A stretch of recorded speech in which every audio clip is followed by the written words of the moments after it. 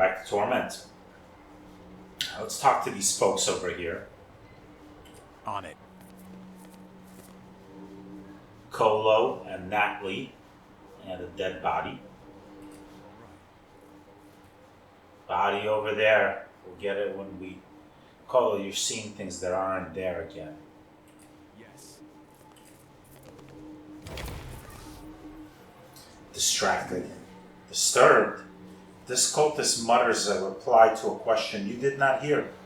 He barks a laugh to a quip that was not told. Indeed, he seems only loosely aware of anyone else's presence. He brings a cleaver down just inches from the other's hand. Perfect. Beautiful. Free in every world. Will you watch what you're doing? You nearly severed my arm instead of his. The air around him becomes hazy and he smiles. Sorry, didn't catch that. Too much going on. The two cultists break off their conversation as they notice you. The man, big, raw boned, and unsettlingly unfocused, steps over the corpse they've been hacking up and raises his butcher knife. You again, he says, glaring at you. And without that crazy redhead this time. Good. You haven't got a chance without her. Have we met before? He sneers. Fought you 3 times so far walking through here. Twice that redhead did for me. But I still put my knife in your neck in every stream. Whichever way it goes, you're done. What redhead are you talking about? The one like me. Stopped 2 of my lines so far, grins. But she's not in this one, is she? Ah, yeah, they're talking about Calistesh, of course. Calistesh, that was her name. You can see into other realities. I see everywhere, meatbag, everywhere. Now, I don't really want to fight you. He laughs darkly. Then you shouldn't have stumbled past me. She allows herself a wolfish smile. This is tiresome. Are you going to keep yapping at us, or are you going to put that blade to use? The cultist turns to her companion. Colo, do I survive this? It's easy for you, but me? I've only got the 1 life. Fine. We'll let them go. He snarls at you. But this valley is the turf of the children of the Endless Gate. You pass here at our pleasure. Thanks, Colo.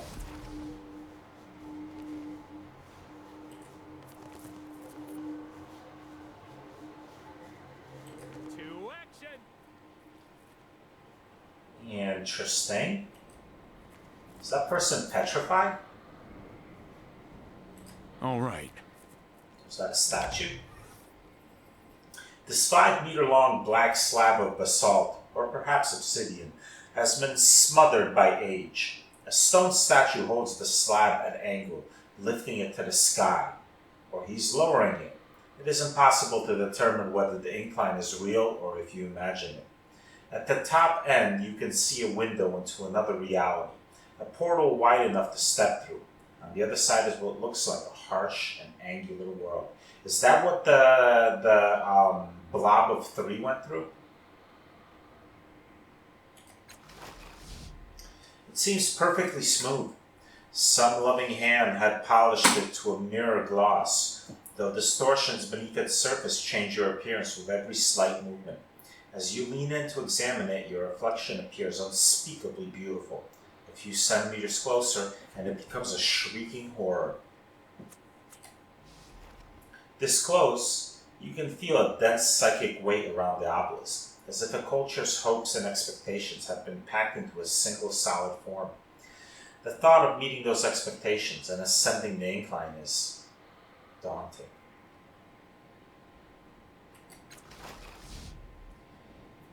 It is a gray statue of a robed man with an ornate warhammer strapped to his back, holding the obelisk aloft, or setting it down gently, with his muscular arms. He exudes a fierce determination, as if he were using every quantum of energy in raising or lowering the great slab. A sign has been added to his back, a childish scrawl that reads, the saint of Proverbs. You can hear something, the faint whisper of human thought. You can't make out what it's saying, but it feels like it's coming from the statue itself. Are you raising the slab or lowering it? The statue does not answer. Perhaps it cannot answer you. I'm not going to try climbing it yet. I might not at all, but for now, let's just walk away. Come back.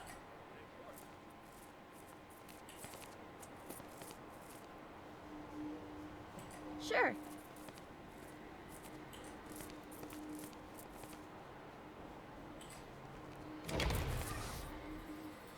The man looks nice enough and seems unassuming at best. But, and this is the strangest feeling, it's almost as if he doesn't exist.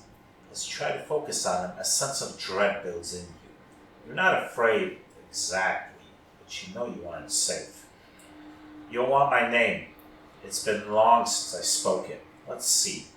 How about you call me Fens? No, that's terrible. Hang on. He starts muttering. Finks?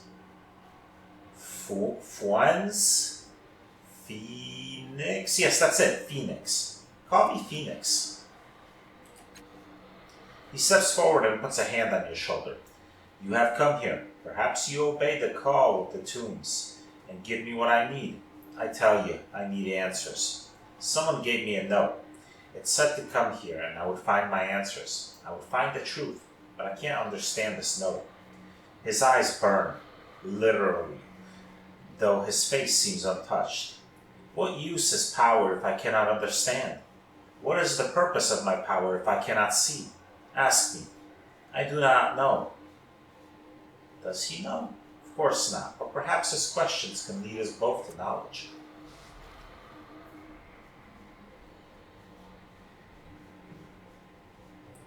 Can I see the note? I might be able to shed some light on it. He slows. Ask me of wisdom, and I may grant it to you. Making a note. If you can show me that you know, then I will share my knowledge with you. So, let us talk. You will ask me your questions, and with them, you will share your insight.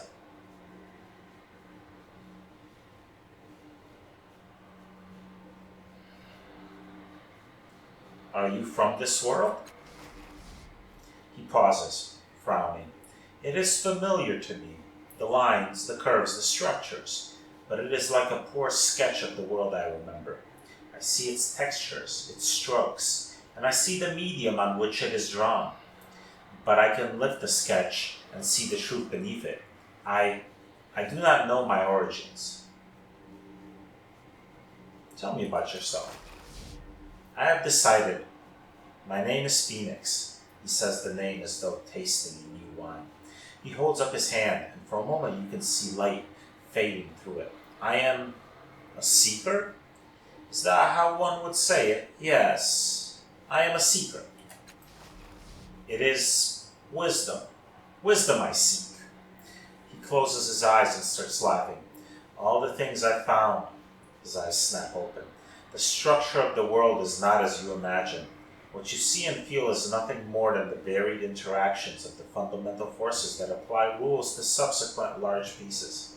Those pieces become what we call matter, what we call meat, what we call reality. He reaches out to touch your shoulder and his hand passes through you. You feel nothing. He reaches out again, and this time his touch is cold. It is fire, it is acid and starshine, but you are undamaged. Enlightenment comes from within, he whispers, and he begins to cackle, or does it come from without?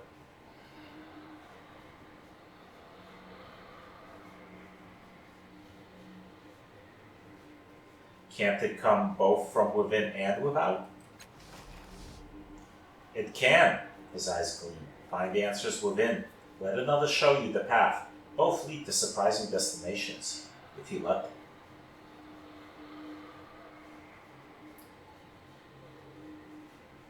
What are you doing here? I seek. I was given a note, a strange note, a note that told me to come here and that I would find the answers I need. Something about him pulses. An almost subsonic beat, and you stagger slightly. Anger creases his brow. I hold it, and I study it. I read it, yet I do not understand it. He points a finger that cycles through the colors of the rainbow. So how do I learn it?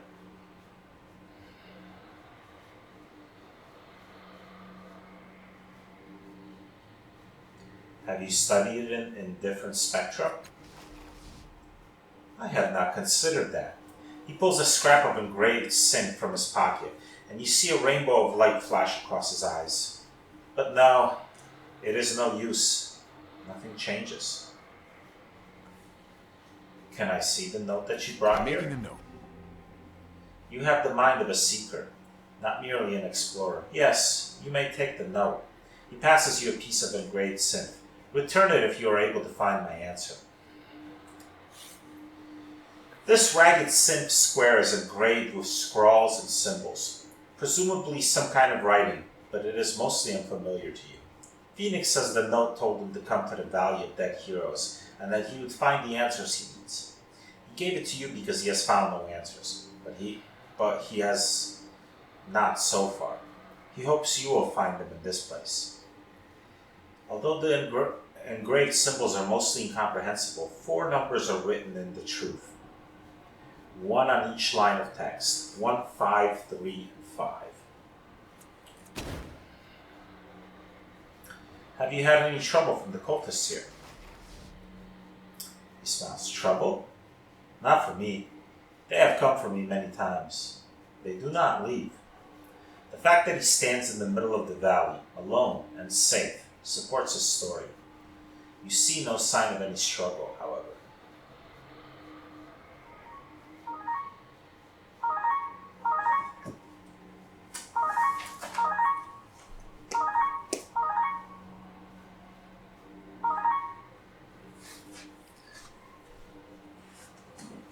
Alright. Very well. What is this thing? Yes. Now. A tall wire and metal frame stands on top of a synth base. The base contains dozens of carvings in foreign script. The frame has been cunningly devised from strange materials, and within it, colored lights curl and intersect like smoke, dancing in a wavering helix. The lights occasionally combine to create human figures, which dissolve in a second or two without ever resolving into distinct features. Nice. Upon closer inspection, you believe this monument, or at least parts of it, to be a recent addition to the valley. Nearly everything around here is weathered, buried, or in decay, and while the synth base meets those criteria, the carvings within it look relatively fresh. There are even a few synth shavings still resting at the bottom of the monument. Likewise, the wire and metal frame has been built from several different pieces and materials, all grafted onto the synth base. So the script is a 9th world language then, but not the truth. Perhaps it was carved by members of a small village or aldea in the area, far from the larger cities. The wire and metal frame was built by someone skilled with the Numenera. He or she used disparate devices to create a beautiful vortex of light. This is a memorial for someone, or perhaps several summons, built with great care. The artisan's loss weighs heavily on you as you look upon this piece. Perhaps that is its purpose. You reflect for a moment on the sorrow the artisan of the memorial must have felt, carving each word by hand, shaping their faces in light. Then it is time to move on. Yes. Now. There's another rift. I wonder where it leads. One way to find out, I guess. Of course. There is a Terran space here, like the patch of darkness near the entrance to the valley. A patch of white light hangs in the air, like glare bouncing off a window, except there is no window. Within the light you see a play of shadows, like those on a wall opposite a door when someone walks past outside, except there is no wall. But there might be a door. There's certainly a breeze coming from inside the ship, and echoes of sounds you are not hearing around you. If you step through, you might go anywhere, or maybe nowhere. It could just be a trick of the light. The patch of light seems to follow you as you walk around it, always facing you. It doesn't look like much, just a trick of the light, but you get the strangest feeling that it's watching you. The way it moves and pulses. It feels alive. Let's do it. You step into the glare and it envelops you, blinding you, then dissolves you into twinkling motes, drifting in a sphere of light. The light carries you through cold darkness, weightless, bodiless, selfless, towards another patch of glare. Then suddenly, you are somewhere else. Ah. Find them. Something to do. Noodles. Nice. Learning to get... Useful. Or is it the other way? Fine.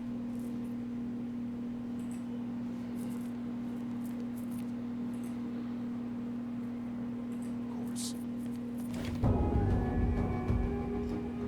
This small alcove is about the size of a small hovel. Its sole virtue is that it is a shelter from the wind and from the sight lines of casual passers-by. The runes carved above its entrance fill your mind with a wordless message of catastrophic danger. The dust inside the alcove is undisturbed apart from the set of footprints that circles the interior. Their owner appears to have curled up in a corner under a ledge containing a small ebony box. The dust on the ledge has also been disturbed. Someone removed something long and thin, like a blade, from this place. In its place is a crudely carved herder's crook. Someone slept here, didn't they?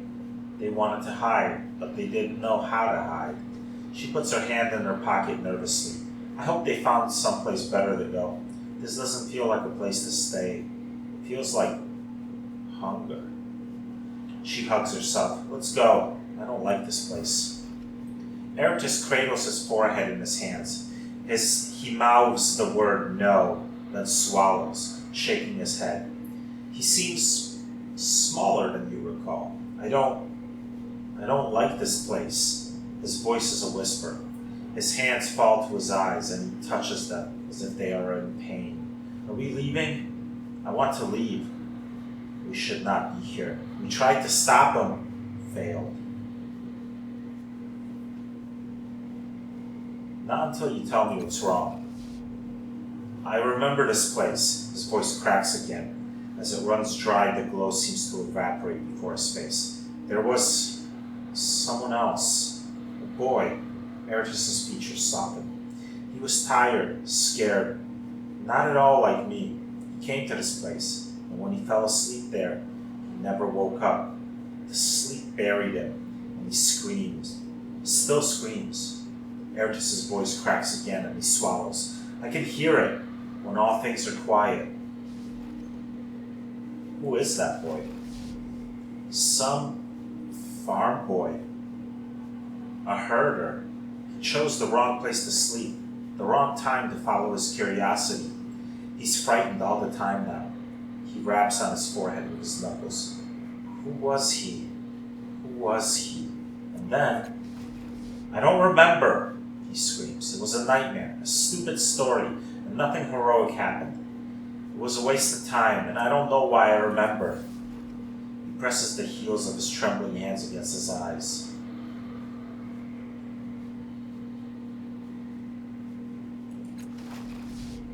There is no sign of what this empty box once held, but you do note a carving of an eye at the bottom of the box with a pupil made of two crimson concentric rings. If you squint, you can just make out a human figure at the center of the eye, holding a sword in the air. Eratus groans and you look over. An untroubled smile graces his face, but you notice that one of his eyes is watering. Eratus, are you alright? Yes, very, he says, nodding at you. A tear streaks down his narrow cheek and around his cheerful grin. But bored here, now that you ask. We should leave. We should leave now. He whistles quietly to himself and looks away. Making a note. You stretch out your hand to take the crook. Beside you, Eratus moans. A wave of pale fire explodes with the crook, and everything goes white. You hear screaming, perhaps Eratus's, perhaps your own. Thunderous voices bellow beyond the hissing wail of that endless ivory wall, and something is rushing at you, something that you can't see. A fistful of senses, emotions, memories, and fears strikes your mind, driving you back a step along the dusty floor of the alcove. Something has changed inside you, inside the labyrinth. You hear a voice in your mind, a voice very much like Eratus's, but small and afraid. You look over at him. Eratus is staring at the shelf, hands slack at his side. The glow is nowhere to be seen, and he looks weathered, weary, old. You follow his gaze. The herder's cook is gone. What just happened? I went somewhere, he mumbles without looking at you. I stayed here in my amazing, heroic body, but I went somewhere else. Without looking at you, his hand lifts from his sides and points at your forehead. He does not seem to be aware that his hand is doing this. Oh, so he went into my head. I'm going to probably meet Eratus inside the labyrinth. Interesting. Then his glow returns like the sun rising behind the hill and swallows him. He smiles, dropping his rebellious hand. Why are we just standing here? He says, looking around. We should be fighting, feasting, jumping from roof to roof. Let's go find some roofs. He gasps. Is this a roof? What happened? The hero's companion took us to the alcove. We feel strange. We feel weaker. Now let's just leave. Go.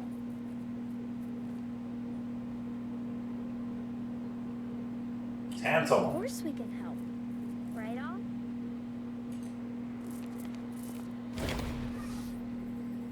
An old, battered-looking swordsman in dull gray armor stands here, whistling tunelessly. His hands hover near the hilt of his well-used sword. Scars wreathe his face, and what you took for a helmet reveals itself to be a dome of metal grafted to him. He smiles as you approach. How do, stranger? I'm Tantalum. You know Tantalum? It's a metal. Sticks to flesh. He wraps his knuckles on the dome. Surgeons say they had to cut a chunk out of my brain, too. So I lost my name and my history, and, well, I took the name of the stuff that saved me. He scratches. Anyway, I needed to remember myself. It's said that the necropolis can give anyone what they seek. Knowledge, riches, fame, if you search hard enough. And I searched, and I found. Now I'm here to help others find their answers. You look like you're searching for answers too. There are hundreds, thousands of tombs in the necropolis. Legend says that if you read them, learn from them, then you'll find the answers you seek. It gives you a warm smile. I promise it'll be worth your while. You'll certainly find some answers, friend, even if they're not what you seek. All right, I'll check it out. Fantastic, he smirks a little. And if you find anything you want to trade, let me know.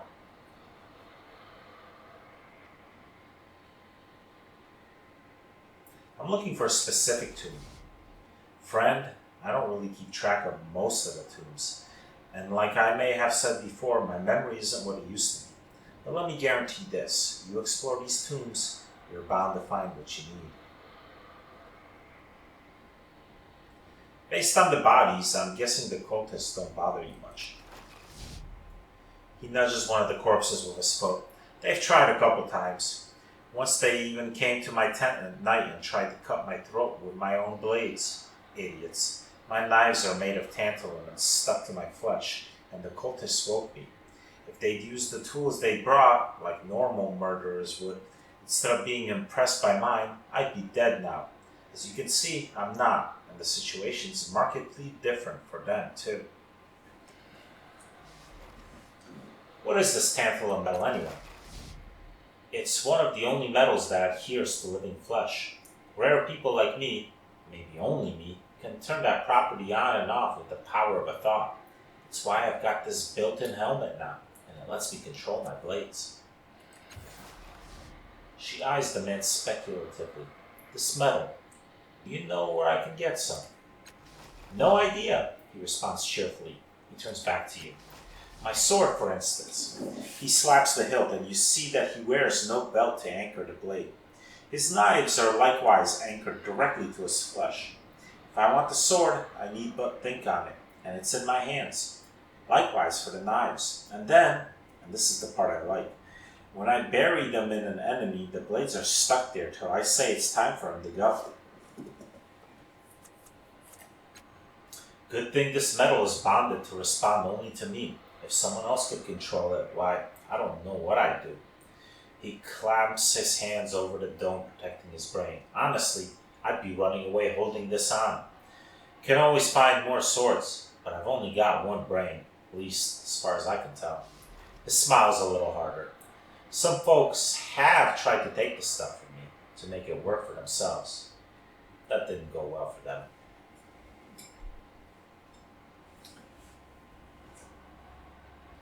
What can you tell me about the area? The whole place, this valley, it's been here for who knows how long. Someone came through and cleaned out all the life from the valley, and they made sure that nothing would ever grow up here again. Why are you standing around here? Waiting for any passers-by that are seeking truth like I was. I found my answer. I consider it my duty to help others find theirs.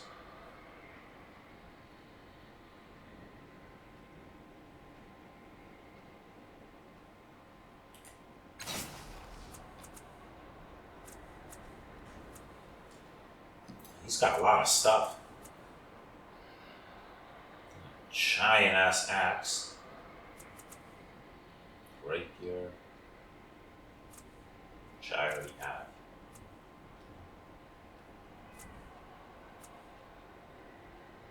Thunder cannon. Reactive plate. Exuvia. Light armor artifact. Wow, that's pretty damn good. 3 armor, 4 resistance, +1 intellect pool. If only I could afford it. Maybe I'll come back. Call shield.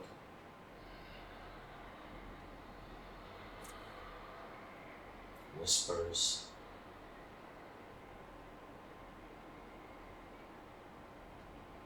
Light melee weapon intellect. That would be great since I'm an intellect focused person. 4 energy damage, 4 physical damage, +3 damage per effort applied, max +12. Pretty good. Slug Spitter. Barrel of Indomitability.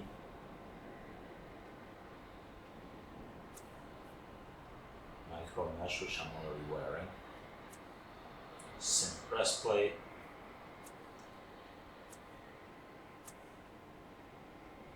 Right, he's got a lot of interesting stuff.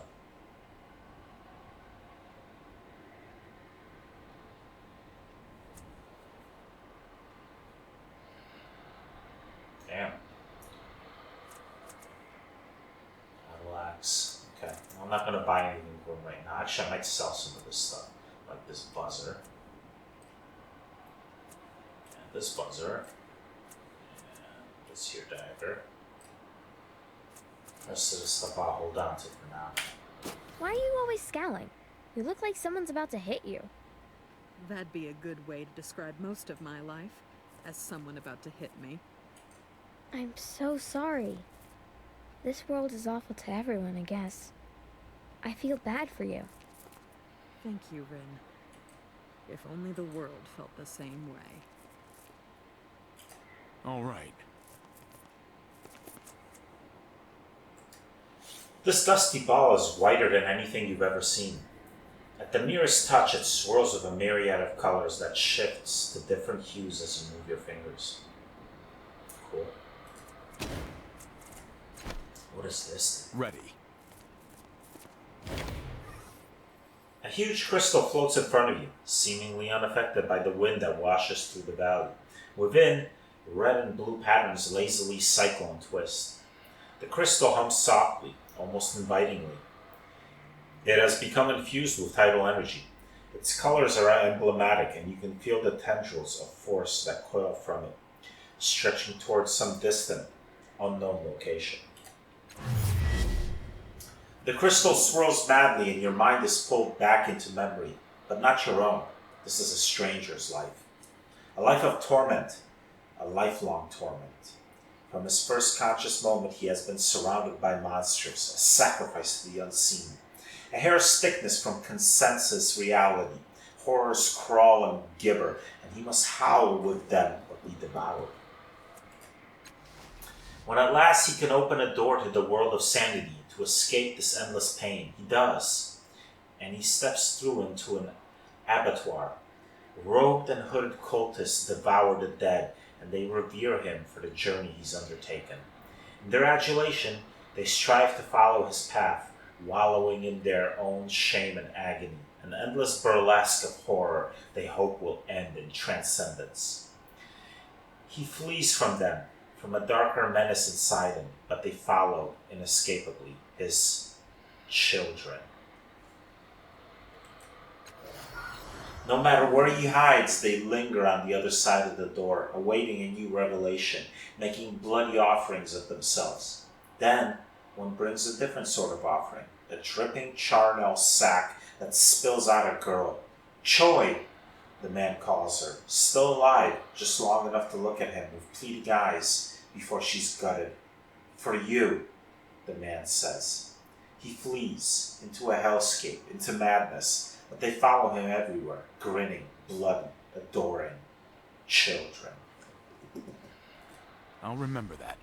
Then the crystal swirls before you again and the memory fades, but something clings behind, like rancid grease. The horror of what was done to the girl, Choi, hangs on you. Your memory now as much as it was the man's, and his own suffering lingers too.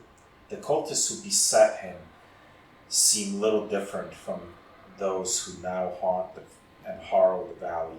Perhaps by unraveling this crystal's tangled skein, you will learn some of their secrets.